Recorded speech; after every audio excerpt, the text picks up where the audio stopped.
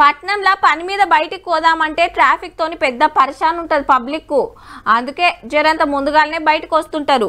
కానీ ఎంత ఎల్లం వచ్చినా సిగ్నల్ కాడ ఆగుడే ఉంటది.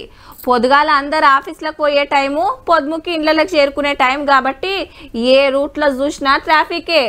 ఇండ్లకు చేరుకుంటానికి దినాం తిప్పలుంటది. కానీ గీడ మాత్రం ఇంకో తీర్ల జామ్ అయింది. ఏడి బండ్ల ఆడనే ఆగినాయి. ముంగడి గదుడే కష్టం ఉన్నది పో. హైదరాబాద్ రాజేంద్ర నగర్ అప్పా జంక్షన్ దగ్గర తెల్లంజాంకెళ్ళి ఇదే పరిస్థితి. కిలోమీటర్ల కమానం ట్రాఫిక్ జామ్ అయింది. గింతగనం ఏడికి పోతున్నారు అంటారా? చిలుకూరి బాలాజీ దగ్గరికి.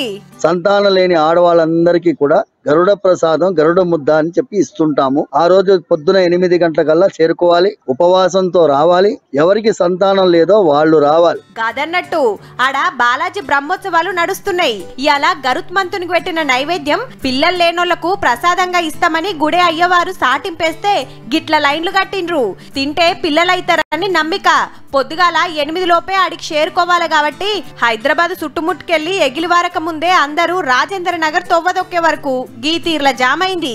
ఇక గుడికాడ చూడుర్రి, కాలు పెట్ట సందు లేదు. జాతర జాగింది. ఏం తక్కువ 1,00,000 మంది భక్తులు వచ్చిండ్రట. వెనకెమ్మట వచ్చిన అన్నలు గుడి బయటనే నిలబడితే అక్కలు లైన్లు కట్టి ప్రసాదం తీసుకున్నారు. 5:30కి స్టార్ట్ అయిన కొల్లం పగల ఫుల్ ట్రాఫిక్ ఉంది. ఉప్పల్ నుంచి చాలా ఇబ్బందిగా ఉంది. చాలా మంది ఇంకా రోడ్ల మీద బండ్లు ఆపేసి కూడా దర్శనానికి రావడం జరుగుతుంది. ఉపవాసంతో రమ్మన్నారు పాపల్ని. పిల్లలు కింద పడిపోతారు. లైన్ అనే పెట్టాలి. 4 o'clock నుంచి జనాలు వచ్చినప్పుడు 4 o'clock నుంచి facility at least queue line maintain చేయొచ్చు కదా. ఎవ్వరి నమ్మకం ఆల్లది గాని భక్తులంతా గీ తీర్ల లైన్లు కట్టే వరకు గుడికాడ ఇటు రోడ్ల మీద తిప్పలైతే తప్పలేదు.